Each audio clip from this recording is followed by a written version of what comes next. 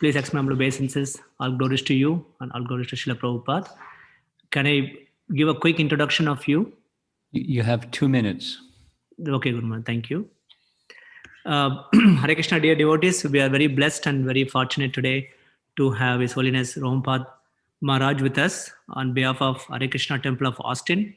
I would like to express my heartfelt gratitude to Maharaj for giving us his divine association on this very auspicious occasion of Sri RamaNavami. So here is a brief introduction of Maharaj. Ramapada Maharaj is a distinguished scholar and devout follower of the Vedic system of life in theology, science, ethics, and culture. His professional responsibilities include facilitating systematic education and training in these techniques for people in North America and Asia. Maharaj's singular attention to developing good qualities and then sacrificing all his time and efforts for people have made him a revered teacher in university campuses and metropolitan communities. As part of his vocation, he has been regularly invited to give seminars and short courses by prestigious universities in the US and corporate giants as well. Twice a year, he finds time to give extended courses at universities in Asia as well. Despite a demanding travel schedule, His Holiness Ramapada Maharaj cares for each individual that crosses his path, even by visiting people in their homes simply for their benefit. So Ramapada Maharaj is, life is a living testimony to the desire of his teacher, A.C. Bhaktivedanta Swami Srila Prabhupada, our founder Acharya, to have an exemplary people guiding the society. So with that, let's welcome His Holiness Ramapada Maharaj to Hare Krishna Temple of Austin by loudly chanting Hare Krishna Maha Mantra one time. Hare Krishna, Krishna Krishna, Hare Hare, Hare Ram, Ram Ram, Hare Hare. His Holiness Ramapada Maharaj ki Jai. Maharaj, with that, I'll turn it over to you. I'm ready. Can you hear me okay? Yes, I'm able to hear you okay. Okay, I see some smiling faces there.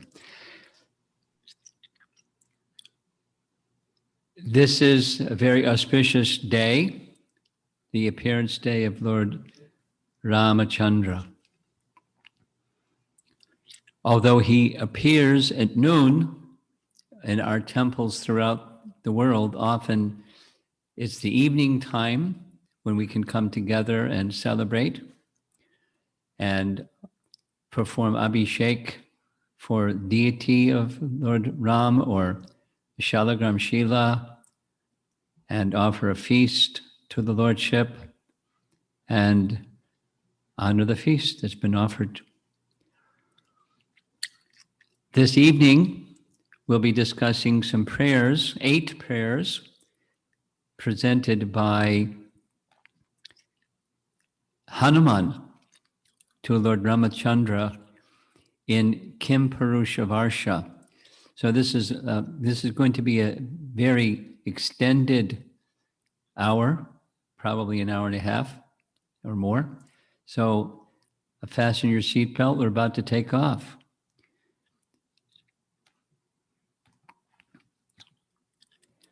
There's Hanuman taking off. Celebrated Hanuman is the son of Vayu, the wind god, and Hanuman had exceptional powers, like you see here, traveling at any speed, like the wind, and changing shapes and all kinds of mystic powers. So we'll find out a little bit about Hanuman's life. He was the son of Vayu, and at the time of Lord Vishnu's committing to the demigods to appear in this world and rid the world of Ravana and the rest of the Rakshasas, a plan was made by Lord Brahma to all the demigods that they should help Lord Ramachandra or Lord Vishnu in his conquest against Ravana by producing children in this world so that they could assist Lord Ramachandra, and millions of Vanaras, such as Hanuman, were generated, in this case by Vayu. Vayu combined with Anjana. Anjana was the wife of Keshari, who was a very powerful Vanara on Mount Sumeru. And one evening, Keshari also had the capacity to assume different forms. She assumed a very, very majestic and beautiful form, and Vayu was attracted. And Vayu, by mystic power, without violating Anjana, she became pregnant. And she was very surprised. But he reassured her that everything will be all right. The way that it works in the heavenly realm is children are born very quickly. And so she gave birth to Anjana, sometimes known as Anjaneya, or arising from Anjana. That was a name of Hanuman. And the painting that you see on the left here, this is when Hanuman was little monkey. He saw what looked like a fruit in the sky, and he was hungry. And so, having mystic power, he started racing through the sky towards the sun to take that nice fruit. And as he got closer and closer, there's different narrations from different Ramayanas, but ultimately the lightning bolt of Indra checked the progress of Hanuman, and he fell back to earth. Here we see the birthplace of Hanuman, Anjanadri.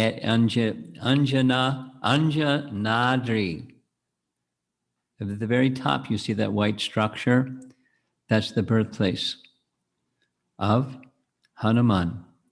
And when we went to South India for this South Indian visit in Hampi, we visited the place, and all the devotees, see that white line curving back and forth up the side of the mountain. All the devotees, even the old people, they climbed up all those steps to reach this majestic place at the top, the birthplace of Hanuman. So when the thunderbolt of Indra hit the jaw of Hanuman, it disfigured his jaw. And that's how he got the name Hanuman. Hanu means jaw, disfigured jaw. You see up on the left-hand side, there are various devas. And as Hanuman went plummeting down to earth, he crashed, and Vayu became very upset that this had happened, and he stopped the circulation of air throughout the whole universe. That was a big problem for everybody, including the demigods. And so the advice was that they should descend to the place where Hanuman had fallen. Brahma, you see on the far right, Lord Shiva, and Indra, and all of the devas, they offered various benedictions to Hanuman. Little boy, a little monkey. And because of time, I'm not going to go through the long list of everyone that offered things to him, but he would very quickly learn the Vedas. He would never be defeated in battle. He could change shapes. He could, he had many, many, many powers. Many, many, many, many powers, practically unlimited. And Vayu was satisfied. Hanuman was left alone to his little monkey devices. And part of the problem, because he was so powerful and he knew it, was he was doing monkey business or little child activities, disturbing the yagyas of the brahmanas. So one of the benedictions is the brahmanas could not check him or utter a curse.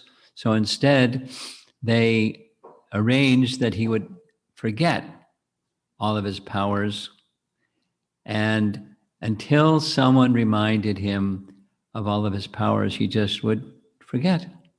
And so he forgot. And things were nice again in Hampi.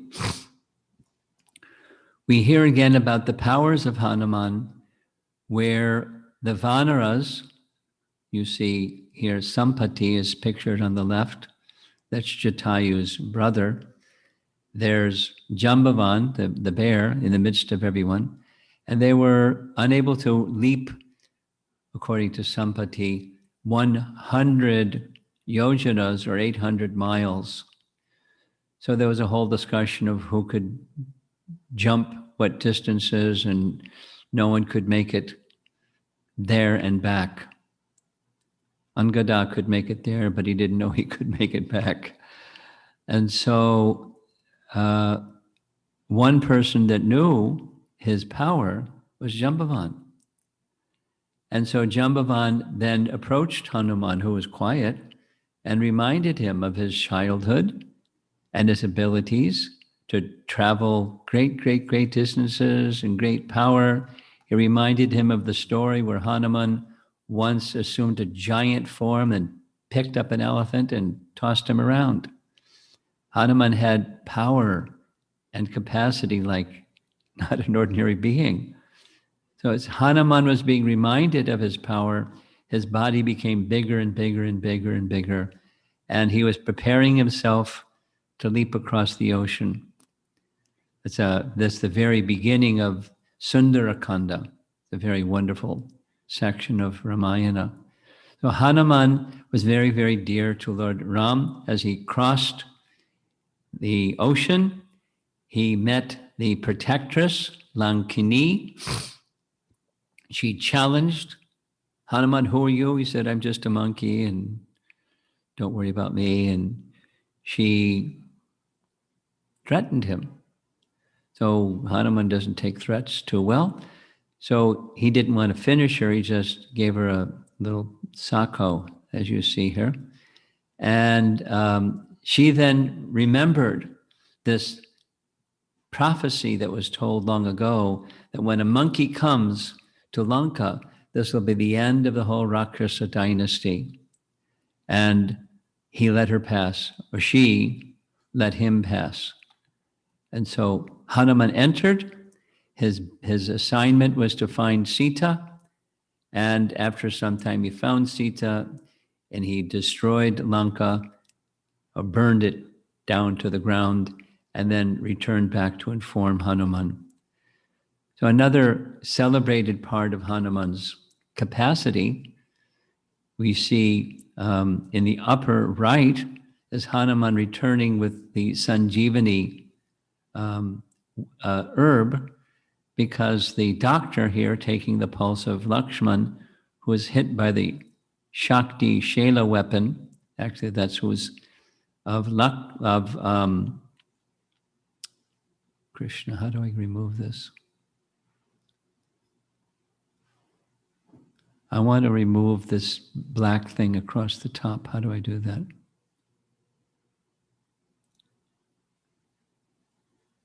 The black thing across the top. You don't know how to do it. Where's your brother? Okay, bring him. Anyway, so there's Hanuman traveling, bringing the Sanjeevani herb, but he didn't just bring the herb, he brought the Gandha Vadana hill, because he didn't know which herb is which. And with his great power, he brought it to the physician to administer to Lakshmana. Later, a second time, we find similar situation. Lakshmana was pierced by the lance made by Mayadanava. It's a long story of how that came into Ravana's hand. And a similar set of herbs were recommended. There goes Hanuman to get the herbs. There's the shaft, the lance that is piercing the body of Lakshmana. Over there on the left-hand corner, that's the 10-headed Ravana. And there's Ram, very concerned about Lakshmana. Ram removes that javelin from Lakshmana's body. Hanuman gets the herb to cure him. And there's the royal physician. You see the Vanar with the crown on his head. That's Sugriva. And we see Jambavan on the far right, etc., etc.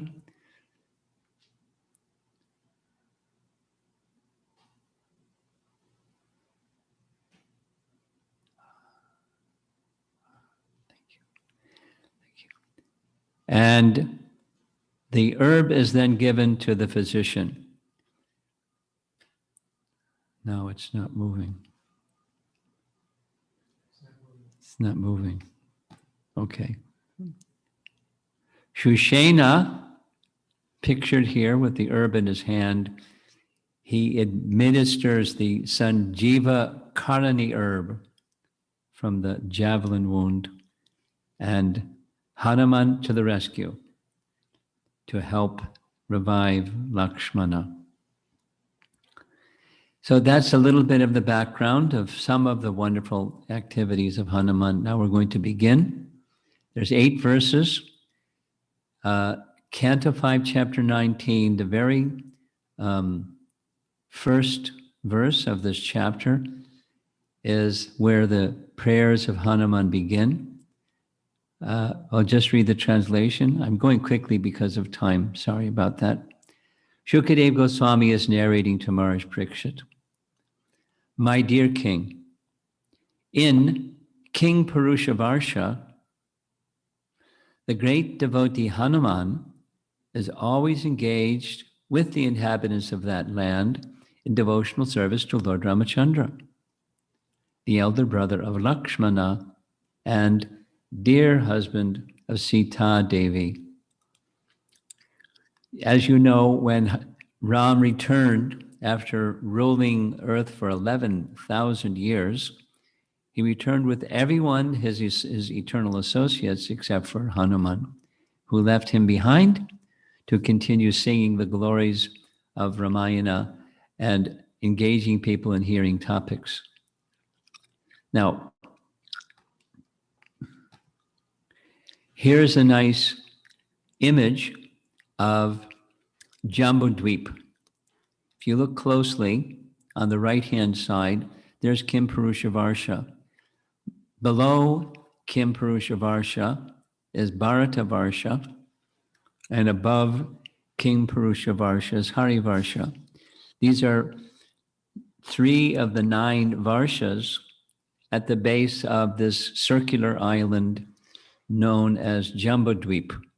Jambudweep has at the center Sumeru, a golden mountain that's upside down. The flat part, the wider part, is at the top. Without getting too much into geography or cosmology, please understand that this Kimpurusha-varsha is a very special place, not so far from Bharat-varsha. According to 5th canto Srimad Bhagavatam, there are 3 heavenly regions. One of the heavenly regions is where the Devas reside. Another one of the heavenly regions is these 8 varshas other than Bharat-varsha. The 8 varshas, they're earthly heavens, or heaven on earth.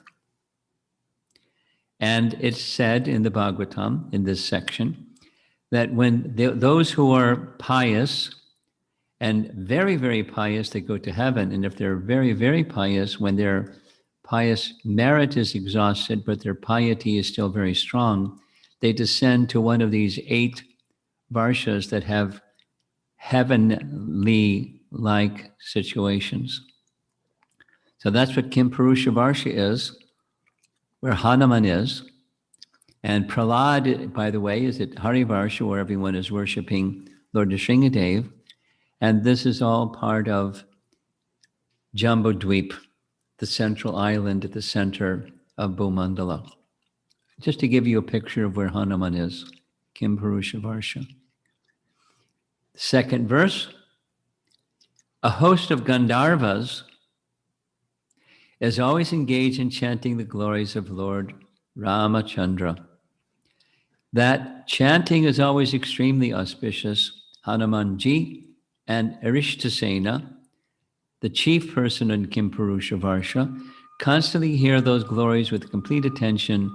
Hanuman chants the following mantras. He is very happy singing and chanting Ram's name and doing whatever service is available. Notice in the center of his garland, there's the nice image of Sita and Ram. because Sita and Ram are within his heart. The first time Hanuman met Ram and Lakshmana was in relation to Kishkinda Kanda, where Ram was searching under advice, searching for Sugriva to make friendship with him, so the two could help one another find or regain their wife. Hanuman was sent as a minister or a spy or a representative of the king, assuming the form of a mendicant. But as soon as he came before Lord Ramachandra, he could immediately understand he is worthy of our trust. He fell at Ram's feet, explained immediately who he was and what his purpose was. Ram gladly accepted him. Later we find Ram trusting Hanuman so much because of all the reasons that he's trustworthy. And he handed Hanuman his personal ring, called the signet ring, which he knew Sita would recognize. And thus, when seeing Hanuman, she would know that he's the representative of Ram. This is how much Ram trusted Hanuman in his service. Here we see again Ram giving that very precious ring to Hanuman. There's Sugriva with the crown, and behind Hanuman is Jambavan. Here's the third verse. Let me please your lordship. It is Om Namo Bhagavate Uttama Shlokaya. Let me please your lordship by chanting the Bija mantra Omkar. I wish to offer my respectful obeisances unto the personality of Godhead, who is the best among the most highly elevated personalities. Your lordship is the reservoir of all good qualities of Aryans, people who are advanced. Your character and behavior are always consistent, and you always control your senses and mind. Acting just like an ordinary human being, you exhibit exemplary character to teach others how to behave. One of the purposes of Ram's appearance, the ideal king, the person of ideal and exemplary character. There's a touchstone that can be used to examine the quality of gold, but you are like a touchstone that can verify all good qualities. You are worshipped by Brahmanas, who are the foremost of all devotees. You, the Supreme Person, are the King of Kings, and therefore I offer my respectful obeisances unto you. Very clearly, Hanuman understands Ram's divinity. Others may have not understood his divinity, but in the course of Ramayana, it's very clear. Hanuman is the eternal servant, the best of all eternal servants of Lord Ram. We always see paintings of Lord Ramachandra carrying his bow, his celebrated bow, because among other things, he was a superlative archer. He broke the mighty bow of Lord Shiva. This is a really fantastic painting. In the court of Janak, we see seated on that large throne up there on the left is Janaka, amazed, which that bow that 300 men had to pull on a cart with wheels just to bring it into the assembly. Ram, with one hand, lifted the bow, tossed it in the air to test its weight, strung it, and broke it in half. And the sound, as you see in the painting at the bottom, the sound was so loud, such a loud crack. The sound knocked people over. But for Ram, it was quite simple, because he's all-powerful. And there's Sita with the garland, signifying her accepting of Ram as her husband. Here's another very old painting of Ram breaking the bow, not only stringing the bow, but breaking the bow. And we see over on the right side, that's Vishwamitra overseeing the event. And there's King Janak with his two daughters, Sita and Urmila, soon to become wed to Ram and Lakshmana. Here's a photograph of the modern day Janakapuri, which was at that time the kingdom of King Janak. Very celebrated place, even today. Here's a painting, a B.G. Sharma painting of something mysterious. If Ram is the Supreme Lord, why is he worshiping Lord Shiva? Some people say that shows that Shiva is supreme because even Ram is worshiping Lord Shiva. However, our Vaishnava acharyas explain differently. This is Rama Linga, a name given by Lord Shiva himself, as indicating the kindness of Lord Ramachandra. You see in the lower left center part of the painting, there's so many Vanaras who had received Ram when he returned from Lanka. And he was considering, at least one of the Ramayanas, not Valmiki Ramayana, speaks of Ram feeling badly that he has killed a person born Brahmana, because that was Ravana was born a Brahmana. He wanted to atone. So the plan was he would worship Lord Shiva to atone for that sin. And Hanuman volunteered. I know where there's a fantastic Shiva Linga. So he went to get the Shiva Linga, but the time was lapsing. And so the Brahmanas told Ram, you better worship Lord Shiva within the proper time. So Sita formed or fashioned this particular linga with her own hand from sand, and Ram worshipped. Hanuman came a little bit late. Ram accepted that Shiva linga, and the two, the one fashioned by Sita and the one brought by Ram, are still being worshipped today. Now this term, the place, is Rameshwara, which for Vaishnavas indicates that Lord Shiva is a great personality whose worshipable deity is Lord Rama. Again, this is not found in Valmiki Ramayana, but Chaitanya Mahaprabhu personally visited Rameshwara, and so did we, because he did. And so it's honored by Vaishnavas in this way, as you see in the painting. Here's a contemporary photograph of that very same place where Ram worshipped Lord Shiva, or the Shiva Linga. Ram is all powerful.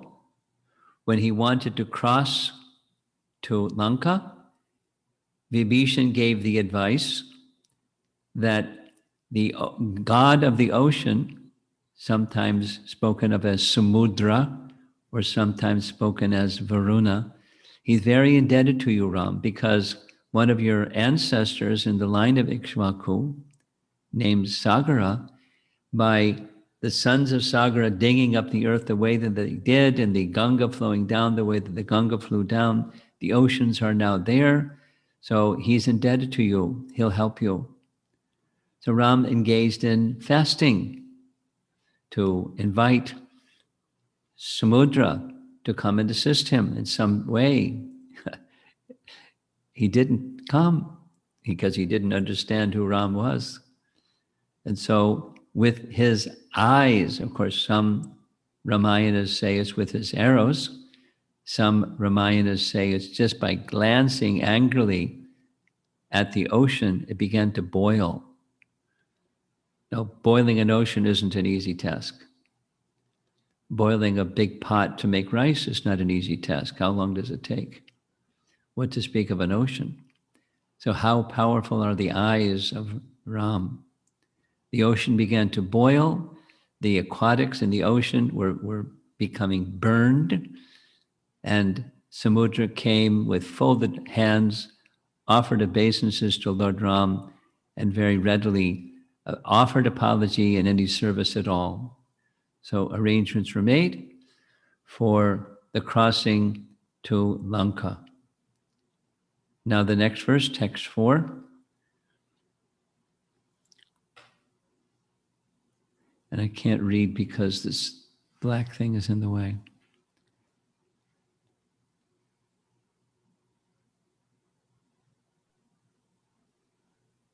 Okay. The Lord whose pure form, Satchitananda, is uncontaminated by the modes of material nature, can be perceived by pure consciousness. This is Hanuman's prayer. In the Vedanta, he is described as being one without a second. Because of his spiritual potency, he is untouched by the contamination of material nature. And because he is not subjected to material vision, he is known as transcendental. He has no material activities, nor he has a material form or name. Only in pure consciousness, Krishna consciousness, can one perceive the transcendental form of the Lord. Let us be firmly fixed in the lotus feet of Lord Ramachandra, and let us offer our respectful obeisances unto those transcendental lotus feet. I picked this painting because it reminds me of Lakshmi Narayan. When we see paintings of the Vishnu forms of the Lord, or Lakshmi in the Vaikuntha realm, she's at the Lord's feet, massaging the Lord's feet. Here it looks like she's massaging his leg, but that's okay. And there's Lakshman standing guard at night while Ram is resting, and Sita, the goddess of fortune, is serving him very respectfully. Now his feet, just like his eyes, are very special and very powerful. So others also like his feet. This is Guha, the tribal chieftain who helped Ram cross the Ganga and wanted Ram to stay with him and take his 14 years in comfort. But he refused that kind of offer of Guha, saying, I have to follow scriptural regulations. And scriptural regulations indicate when one goes to the forest, one observes austerities. So Guha is the Nishada king. We have other very beautiful paintings showing his worshiping his feet and offering very nice edibles, forest kind of edibles, to Lord Ram, and of course to Sita and Lakshmana. Now this is the place, the Shingha Verapura. That's the place where the crossing of the Ganga took place. Lord Ramachandra crossed the Ganga at this place. We visited this place. It's very nice. Very, very nice. And there's a very nice story in this connection. I'll narrate that quickly. When they're getting aboard the boat that was arranged by Guha, the boat was ready. Ram instructed Lakshman, you assist Sita to get on the boat first, and then you can get on the boat and I will follow. As Ram was getting ready to mount the boat, he heard a loud noise. No, no, no, don't. Everyone was very surprised. Guha was very embarrassed, and the boatman came forward and said, you can't get on this boat. You can't get on the boat. Ram said, I have to get on the boat. I have to get to the other side of the Ganga. He said, there's stories about your feet and the dust from your feet. I heard that just by putting your feet on a rock, the rock turned into a woman. I'm a poor man. I already have a wife and children, and I can't maintain my wife and children with yet another woman. So you can't get on the boat. And Sita's looking at the boatman like, what's wrong with this man? And Guha similarly indicated, frowning, very disturbed. What's he doing? So Ram understood right away. He said, so my dear boatman, you please make a solution because I have to get to the other side of the Ganga. He said, the only solution I can think is I must very thoroughly wash your feet and take away all dust from your feet, and then I won't have a problem. Ram smiled. He got the basin and poured water from the Ganga again and again and again and again and again. He accumulated a lot of water and began drinking the water. And then began sprinkling the water on his family members and all the tribal people, and Ram smiled, and Lakshmana now understood, and Sita was still very disturbed. So then Ram asked permission, may I get on the boat now? And the boatman assured him, now everything will be all right. Now there's a little sub-story to this story. The sub-story is, who was the washerman in his previous life? And the story goes that in his previous life, he was in the ocean of milk, and the Supreme Lord Vishnu feet were extending, and the tortoise came near the feet of Vishnu, wanting to lick his lotus feet. But Lakshmi saw him and pushed him away. So he had his second chance by this service. When they got to the other side of the Ganga, it was Ram's custom. The king, the royal family, would give gifts in courtesy or an act of kindness, but he had nothing. He had renounced everything. So he just looked at Sita, and Sita immediately understood. So she took a pearl necklace from her neck and handed it to Ram and nodded toward the boatman. And the boatman refused. He said, my happiness is just being in service to you. I don't require anything. But Ram said, but it's custom. It's the duty of the king to give something in charity. But he refused. And Sita accepted the necklace back. So he was pleased by the selfless service of this boatman. Now here comes the next text. Very interesting one. Listen carefully. It was ordained that Ravana, chief of the Rakshasas, could not be killed by anyone but a man. And for this reason, Lord Ramachandra, the Supreme Personality of Godhead, appeared in the form of a human being. Of course, we all know that.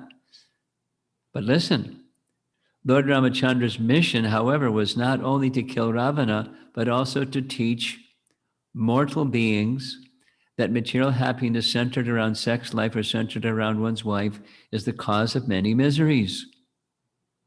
He is the self-sufficient Supreme Personality of Godhead, and nothing is lamentable for him.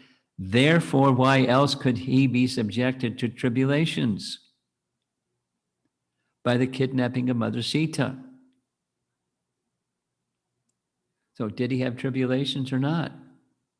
According to Hanuman, not possible. He's the Supreme Personality of Godhead. There's nothing lamentable for him or nothing lamentable within him. So what's he doing? He's teaching a lesson. According to Hanuman, he's teaching a lesson.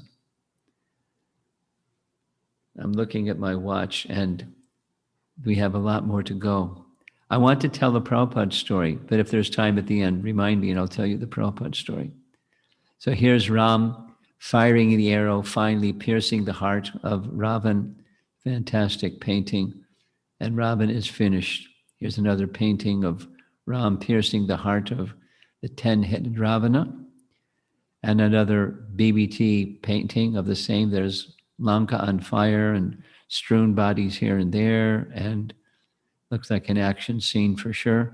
Vanaras combating with the Rakshasas, and Ravana is finished. Finally, there's another shot in the chest with one of Ram's arrows. And kneeling by him is Vibhishan. Standing behind Ram, of course, is Lakshmana and Hanuman. So here's text 6 out of 8. Again, listen carefully, same message as the previous one. Since Lord Ramachandra is the Supreme Personality of Godhead, Vasudeva, he is not attached to anything in this material world. He is the most beloved super soul of all self-realized souls, and he is their very intimate friend. He is full of all opulences. Therefore, he could not possibly have suffered because of separation from his wife. Nor could he have given up his wife and Lakshmana, his younger brother. To give up either would have been absolutely impossible. Wait a minute.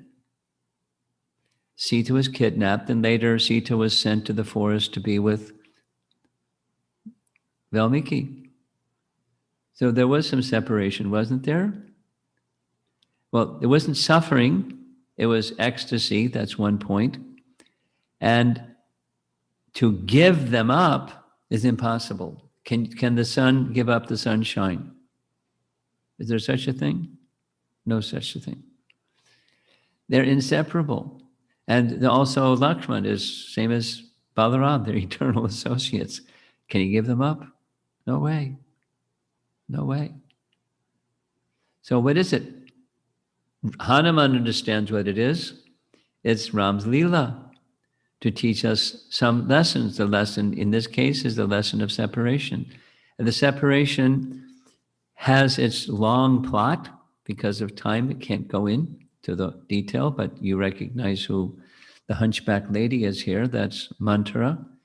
And speaking to Kaikeyi, her mistress, in such a way that eventually the wicked-minded Mantra persuaded the stubborn-minded Kaikeyi to consider that Dasarath had evil intention, as did Ram. So with the plan of Kaikeyi, of Mantra in place, she went into the sulking room.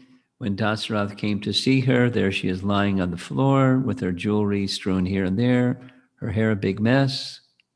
And he tries to pacify her, and she does what she does. Look in the back left corner of this painting, and it looked like that's Mantra watching, making sure Kaikeyi, well rehearsed, says her lines properly. And we know the story. Dasarath makes his promise, swearing 3 times in the name of Ram, whatever she wants. And she asks for her diabolical Ram should be exiled into the forest for 14 years. And Bharata should become the next king, prince regent. Ram immediately accepts. Dasarath is devastated. Ram goes along with Sita and Lakshmana on the chariot of Sumantra, another very celebrated painting, as you see here. That's Sumantra with the red turban on, driving the wheels of the chariot, urging the horses forward. Right behind the chariot, of course, is Dasarath and the 3 queens. Of course, probably Kaikeyi wasn't there. And it's a wonderful painting, very celebrated painting. The citizens are wanting Ram to not leave. Ram is not wanting to leave, but he's committed to fulfill the order of his father. And so, sure enough, he departs Lanka. There they go into the forest, another celebrated B.G. Sharma painting. Sita looks very happy, doesn't she? She's not afraid of forest life. She actually enjoys very much being in the forest. She says to Ram, I've always liked the best place of the whole Ayodhya was the garden, and I've always wanted to be for some time. It was prophesied in my chart that I would spend some time in the forest. So here we are. She very much liked the sounds of the birds and the different flowers. And she even had a charming attraction for all the beasts of prey and the herons and the swans. And she loved it, being in the forest. There's Lakshman carrying their articles and the bow and arrow of Ram over his shoulder. Sita with flowers under her arm. She even interacted very lovingly with all the forest creatures. So she was very happy. And Rama's happy to see her very happy, eating forest edibles, and Lakshman making sure that the divine couple are safe and well guarded. However, misfortune came when off in the distance there on the left side of the painting, we see the golden deer, Sita wanting the golden deer to take back after nearly 12 years, nearly 13 years rather, being in the forest. Lakshmana is totally against the idea, but Ram submits to Sita's plea. He agrees to go after the deer, much against the advice of Lakshmana. And sure enough, it's a plot. The celebrated Lakshman Rekha you see surrounding the little cottage there, where Lakshman made a mark with his bow. Don't cross this line and you'll be protected. But Ravana had the capacity to assume different shapes, and so he assumed the form of a mendicant Brahmin. Sita, being very well trained, although she certainly knew his business, but she followed the etiquette anyways and brought nice items for him. But when he started speaking in outrageous manner, Sita was put off. And he eventually grabbed Sita. Of course, there are different Ramayanas that some say he just took the whole hut. The Kumbha Ramayana says like that, but the Valmiki Ramayana says he grabbed her by the arm and placed her on his chariot drawn by mules and went soaring in the sky. Sita called out for Jatayu. Jatayu attacked. Look how Jatayu's claws grabbing a hold of one of the asses. Jatayu was really big and very powerful. And so a battle ensued between the 10-headed Ravana with so many weapons and Jatayu with Jatayu's claws. Eventually, Ravana cut the wings of Jatayu, so he fell to the ground, unable to fly, and eventually died. There we see Sita, of course, it's not the same time, Sita dropping her ornaments over the side that took place much further away in Kishkinda, so that Ram would be able to find her. Here's Ram finding Jatayu after searching and searching and searching for Sita. Jatayu gave his parting words to explain it was Ravana, the direction that he had gone in. And Ram performed the funeral rites for Jatayu, saying, I was unable to perform the funeral rites for my father, but my father's dear friend, Jatayu, let me perform the funeral rites for him. See the little tear going down the side of Jatayu's eye. Very beautiful painting. And very significant because Ram had kindness upon all living entities. That was one of his natures. And we see the divine soul of Jatayu being liberated from that body and passing into the spiritual realm. Meanwhile, over in Lanka, Ravana was harassing Sita like anything because one of the curses that Ravana had been given by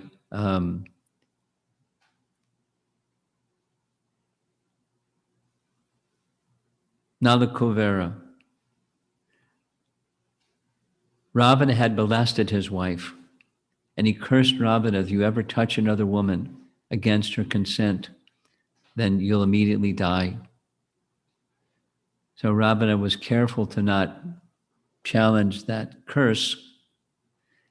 And so he gave her, Sita, 1 year to surrender to him, to submit to him, tried so many ways of flattering her and this and that. But Sita just would not listen. She, in fact, not only wouldn't listen, she spoke back to him in very powerful, strong tones, So much so, Ravana became enraged. He grabbed his sword and he was ready to kill her. But here we see nice painting, Mandodari, one of the chief queens of Ravan, checked him. So instead, he instructed the Rakshasis to harass her and break her will. So behind the tree, that's the Rakshasis, and behind Ravana, that's some of the ladies who were assisting him, fanning him with yak-tail fans and so on. Mandodari was a little different than her husband. So here's a nice painting. There's the 10-headed Ravana heading back. Up in the tree, there we see Hanuman in a little monkey form, because he could make big or small forms. The Rakshasi surrounding Sita. It was very distressful. And as Sita was lamenting her situation, one of the Rakshasis named Trijata informed Sita and told the others also of a dream that she just had. And the dream was Ram had come to rescue Sita. And she describes the dream very, she was known as like kind of a mystical lady. Although she was a Rakshasi, she had mystical powers. And in her dream, she saw Ram mounted upon a celestial chariot drawn by 1,000 horses and coursing through the air. And he came and relieved her. And in that same dream, she then also saw, she was then taken back to Ram's kingdom, wearing white robes with white garlands, and the whole situation was blazing with splendor. But Ravan was robed in black with a red garland and sitting on a chariot drawn by asses, so that wasn't very favorable looking. She explained all this to Sita. The Rakshasis backed off of Sita and stopped harassing her because they didn't want to get in trouble with Ram. Later, when Ram, Lakshmana, and Hanuman, and Jambavan, and Vibhishan, and everybody arrived on the shore of Lanka, there was a big, big alarm. And so Ravana decided one of the first things he would do was break Sita's will, because Sita could hear all this clamor outside. And so he arranged for the sorcerer named Viyujidva to create a head that looked just like Ram's head and a bow that looked just like Ram's bow. And together they went to find Sita in the garden, in the Ashok grove. And they placed the head before Sita, and it was declared, Ram has been killed. Here's his head, and here's his bow. And Sita was smashed. How is this possible? And as they were haranguing her like this, there was a big noise. The battle was beginning. Ravan had to leave immediately. So Sarama, the wife of Vibhishan, came and informed Sita it was just a trick. The magician made this and it just disappeared. As soon as he left, the head just disappeared. Did you see that? And so it's just a magic trick. Ram is fine. If you like, I can take you to the battlefield and you can see Ram yourself. I know how to fly. I can carry you. She said, no, I just want to know what Ravan's next move is. What's he going to do next? So Sarama had that privilege, and she came back and reported to Sita, the battle is about to begin. So here's Sita surrounded by the Rakshasis. There's Hanuman up in the branch. And of course, he's very clever in how to not make Sita fearful. So he just chanted the wonderful section of Ramayana, singing the whole life and glories of Lord Ram. It's very, very, very, very wonderful. It's like a whole Ramayana all over again, right within Lanka. Sita hears, his voice is sweet, she understands so many things. Hanuman gives Sita the ring. She's now convinced that this is actually a representative of Ram, and eventually they make their way back to Lanka. This is back in Lanka, where Ram is before the royal throne. Now, this position of Lord Ramachandra, as you know, he's one of Krishna's expansions, and Krishna is the original source of all expansions, as is Chaitanya Mahaprabhu. So this is the Sadbhuj form, and of all the various expansions of Krishna, Lord Ramachandra is perhaps the most celebrated form, and thus the Sadbhuja form. We discussed this in the morning class. Rama Dimurtrisha. I'm looking at the clock, so I'm going quickly. I hope that's okay. 7 out of the 8 prayers, Hanuman prays. One cannot establish a friendship with the Supreme Lord Ramachandra on the basis of material qualities, such as one's birth in an aristocratic family, one's personal beauty, one's eloquence, one's sharp intelligence, or one's superior race or nation. None of these qualifications is actually a prerequisite for friendship with Lord Sri Ramachandra. Otherwise, how is it possible that all together we uncivilized inhabitants of the forest have not taken noble births, although we have no physical beauty, and although we cannot speak like gentlemen, Lord Ramachandra has nevertheless accepted us as friends. We discussed this in the Vibhishan talk. If you remember, one of the qualities of the person being surrendered unto is saralata. That is, they accept anyone. There's no discrimination.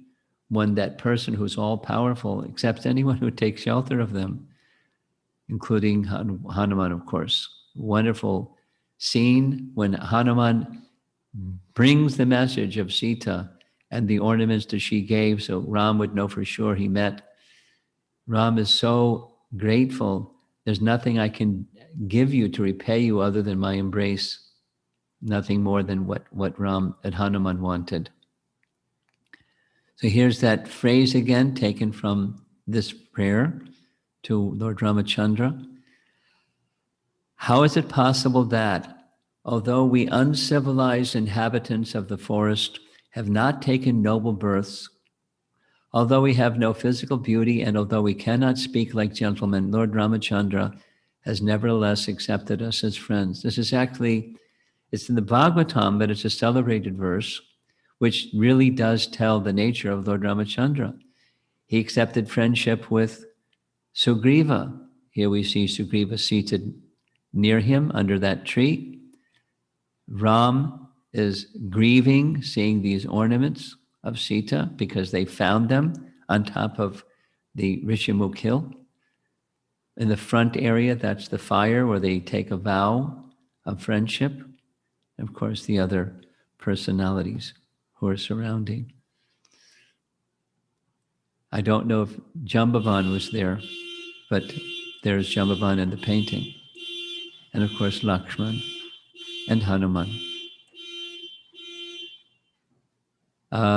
Later, one of Hanuman's exploits is showing the power that he has, saying to the Rakshasas, I'm just one, and there's millions of those that are powerful like me.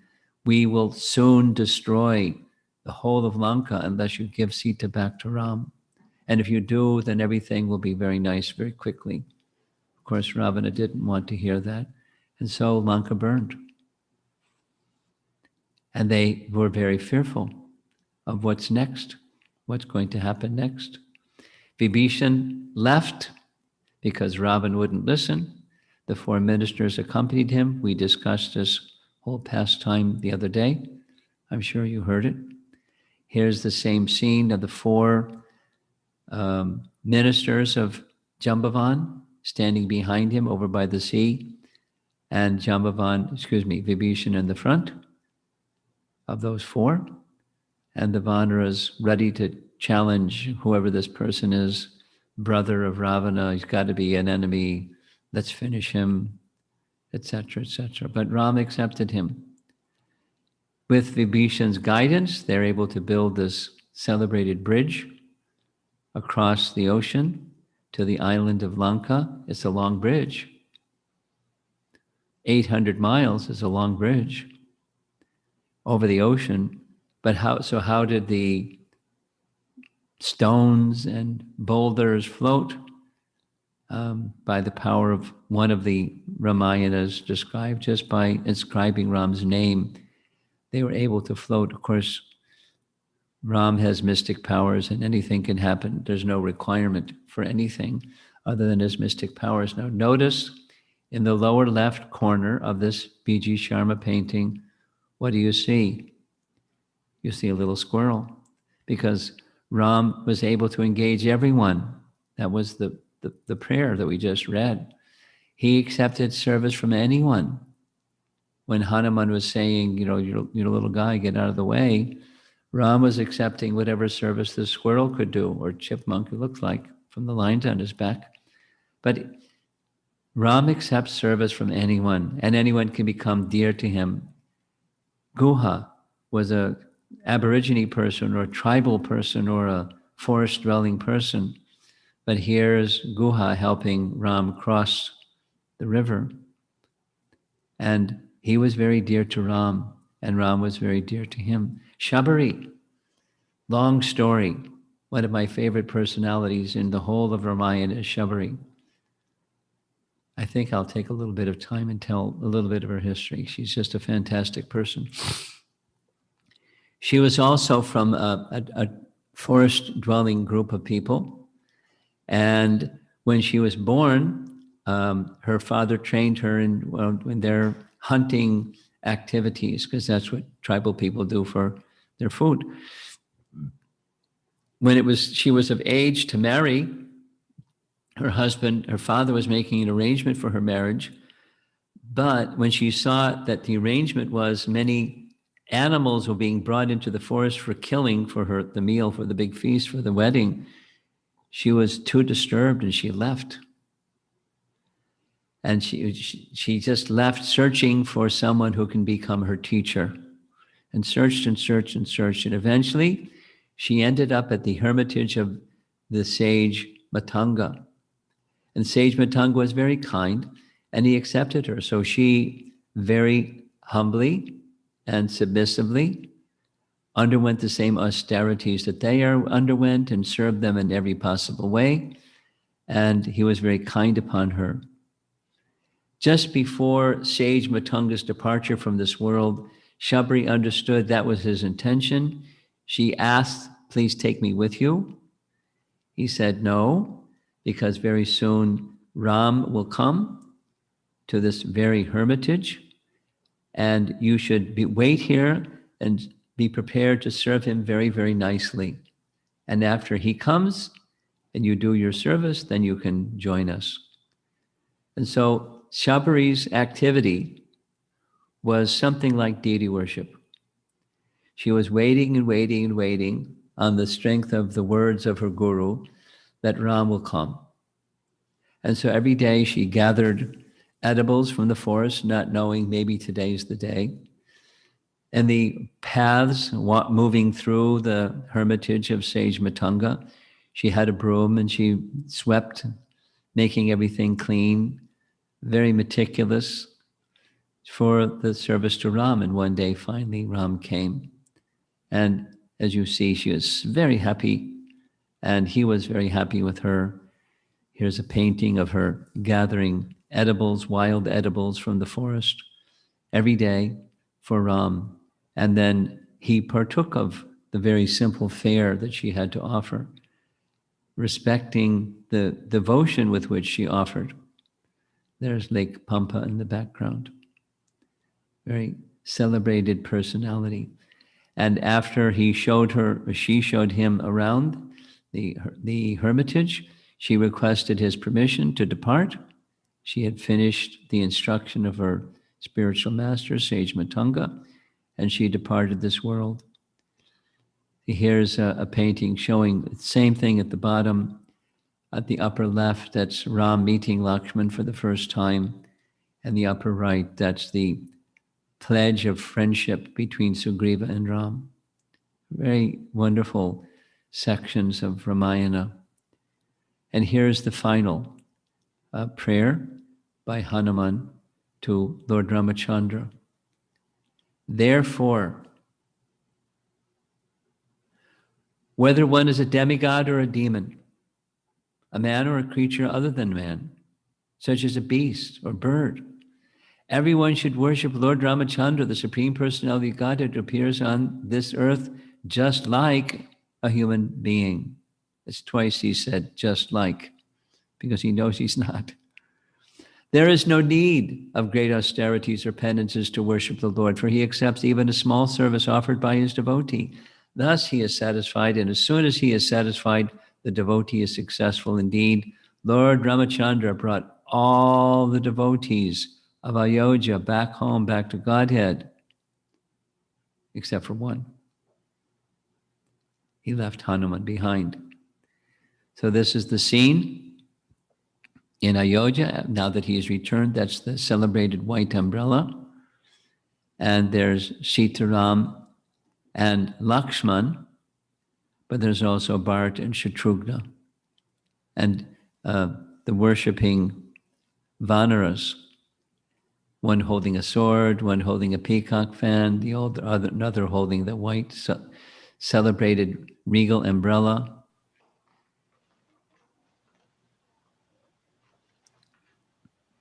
There's the Pushpaka Vimana, bringing the party back to Lanka. You see some persons behind the throne there. And there they are arriving in Lanka in the evening, on Diwali evening. There they're descending from the Vimana, and there's Kaushalya seated on her royal seat, rising to see once again her beloved son, Lord Ramachandra. It's a beautiful painting.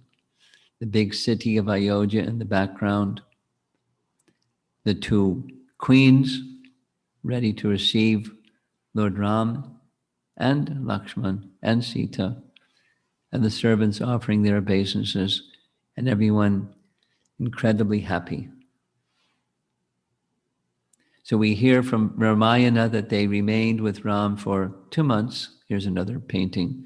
There's Hanuman in a gigantic body entering into Ayodhya, the eternal abode of Lord Ramachandra. Here they are seated on a throne together, with Hanuman, of course, at his feet, and the other 3 brothers serving him. And the same painting as we saw before. So this is Hanuman's prayers to Lord Ramachandra. And if you like that section, you'll find it in Canto 5, Chapter 19, 1 through 10. The nice purports summarizing some realizations and glorifications of Hanuman, of Lord Ramachandra.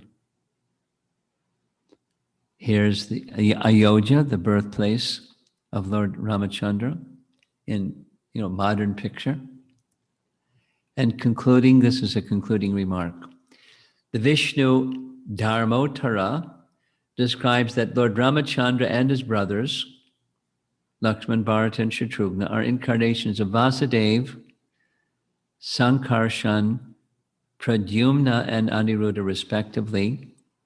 However, the Padma Purana says Lord Ramachandra is Narayana, and the others are Shesha, Chakra, and Shankha. The Chakra and Shankha are for giving benedictions. Of course, Shesha is Sheshanag. And Vishwanath Chakravarti Thakur points this out and says, here's the way to understand it. There are different cycles of the yugas, or different days of Brahma.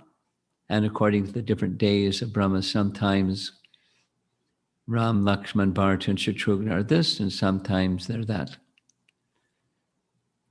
So that's our summary of the prayers of Hanuman to Lord Ramachandra.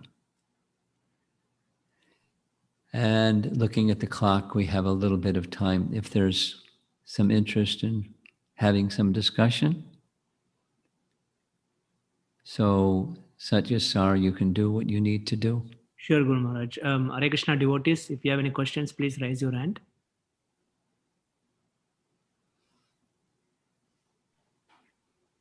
Hare Krishna Maharaj, just reminding you that you wanted to tell us. You're going to have to speak louder because I can't hear you. Dandavat Pranam Maharaj, I just wanted to gently remind you that you wanted to tell a story about Prabhupada when we were at one of the slides which depicted Ravana being killed. Yeah, okay. I remember the story.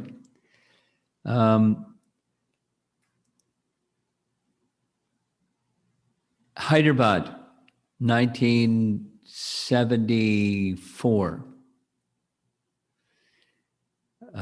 A gentleman named Mr. Reddy had donated land in downtown Hyderabad to ISKCON to build a temple. Now, I didn't know this at the time, but I found out later that the reason he donated the land is behind it, it was a graveyard that had bodies buried in it from the time that there was a big war, and people wouldn't buy it because it was a graveyard.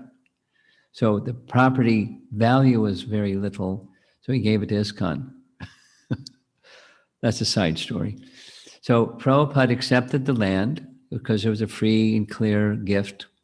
And the plan was to promote awareness of ISKCON in Hyderabad.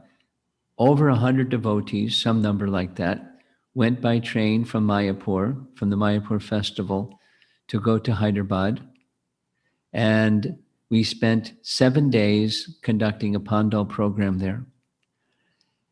And the arrangement was there was no accommodation, so we just slept on the dirt. We had sleeping bags, and we rolled out our sleeping bags, and in the morning we rolled up our sleeping bags and put them somewhere. And then there wasn't any place to bathe. So we had bucket showers, and by the end of the week, the place was mud everywhere. And there was no bathrooms or toilets, so we had little latrines, kind of like what we did in Boy Scouts. You just dug a pit and took care of our business in the pit. And we did that for a week. And then in the morning, after chanting japa, we had a little morning class. And then we had prasadam. And then so many devotees would go on Harinam Sankirtan throughout the streets of Hyderabad in time for lunch. And there was a list of places that wanted to invite us all to come for lunch. And one of the places was the man who donated the land, Mr. Reddy. And so we went there, and it was a big estate, and big land and big building. And so the devotees sat around the outside of his house. Prasadam was brought, and we took prasadam. I understood Prabhupada was inside the house, so I ate quickly and went inside the house, kind of snuck in, and saw Prabhupada sitting in a very large sitting room with nice furniture around the sides. Prabhupada was on one side with his sannyasis at his feet. The lady of the house, Mrs. Reddy, and her elderly friends were in chairs with her. And she was asking a question about Lord Ramachandra. A classic question was, why did Ramachandra make a mistake? Why did he must have known that the golden deer wasn't a golden deer.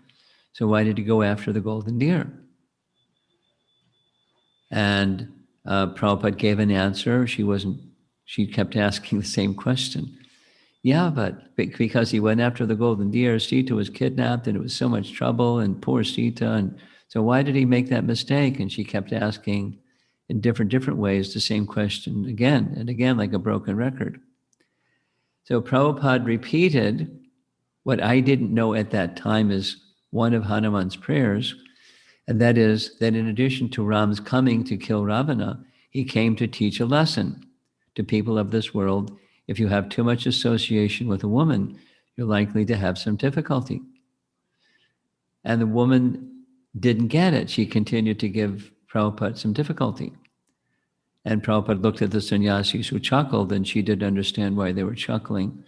But I did, because she was giving Prabhupada trouble. Oh, he wasn't too much, he was just being polite, sitting in the home of the donor of this Hyderabad temple land.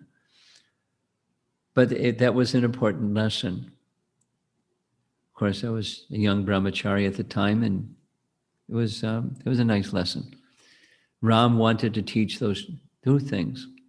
Don't become a demon like Ravana, and don't become too much attached and indulgent in the association of women, because you'll have a problem, guaranteed. Ram wanted to teach that. That's the Prabhupada story.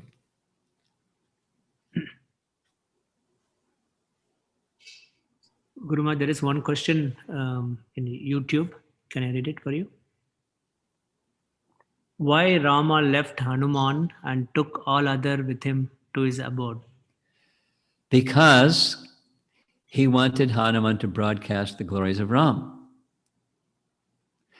When Brahma instructed Valmiki to write Ramayana, he said, this will last, the fame and glory of Ramayana will last as long as there's mountains and rivers and oceans and, material creation. So that's a long time for Ramayana to last. And how's it going to last? You have to have somebody chanting it, and that was a service for Hanuman. And Hanuman was happy doing that service. He's happy doing any service.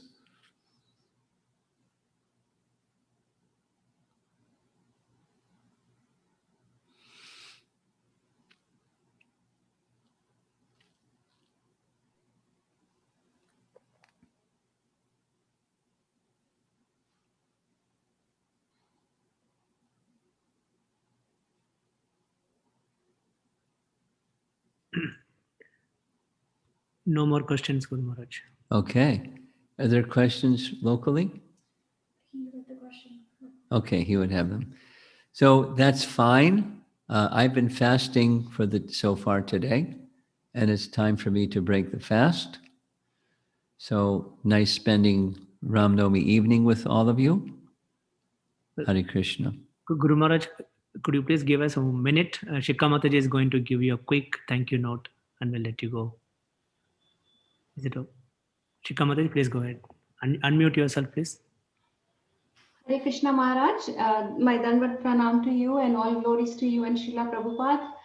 Maharaj, thank you so much for the mercy you have showered on us today. And last few days we have been very blessed to hear Ram Katha from you here in Austin, and then continuing those through YouTube while you are in Houston. And Maharaj, just like waves of Ganga cleanse the shore, hearing the Ram Katha from you, Maharaj, has cleansed, and I've talked to several devotees, has really cleansed our heart and removed the anarthas. And today was the perfect time when, after that cleansing in our heart, you have also sowed the seeds of bhakti by sharing with us the prayers of Hanumanji. And Maharaj, my personal realization is just like the verse 1 where you talked about how Lord Hanuman is engaged with inhabitants for doing devotional service and chanting the names of the Lord. And Maharaj, this is what we see you doing live. Wherever you go, you just bring everyone together and bring them on the path of bhakti. And I got the fortunate of experiencing that personally, Maharaj. So thank you so much, Maharaj. And you talked about the heavenly places, like 3 or 4 heavenly places. But my realization, Maharaj, is wherever you are and being with you, we experience heaven here. So thank you so much, Maharaj. And I know you're fasting, Maharaj, but just for my purification, we just wanted to summarize few things which I learned from the class, from these special prayers. So the first two verses are focusing on devotional service, and then focusing on chanting the holy name, and to an extent that we become the trustworthy representative of the Lord. In the third verse, Maharaj, you focused on how Hanuman knew the Ram's divinity, and he was the best of all eternal servants of Ram. And same way, how we need to continue to read scriptures and understand divinity of Lord, and also Srila Prabhupada and his disciples. The fourth verse, Maharaj, where you talked about how the teaching from Hanumanji is that we have to firmly fix ourselves on the holy feet of the Lord, paying obeisances to him. The fifth and sixth verse, Maharaj, was that for Ram there was no tribulation, and it was only his Leela, and even the separation from Sita is only ecstasy and not suffering. And he can never be separate from Sita and from Lakshmana, because they are internal associate. And in the seventh, Maharaj, that's something which we all can relate to, that we may be very fallen, but we may not feel we are worthy, may not have noble worth, may not have physical beauty, but the beauty about Krishna and Lord is that they just welcome everybody in their party and become friends, whether we are Sugriv or Guha or Shabari. All we need to do, which was further concluded in verse 8, was that all we need to do is small drops of devotional service. We don't have to do great penance, but continue on the path. And the key takeaway message was that Lord is transcendental, and the way to understand Lord is through being in Krishna consciousness. Only then we can perceive the transcendental knowledge. So Maharaj, there is something about you that when you say these things, it just flushes our heart and something moves inside. So thank you so much, Maharaj, for your time this evening. Thank you, Mataji. Thank you, Guru Maharaj. Thank you very much. One more time. Hare Krishna. Hare Krishna. Over to you, Arini.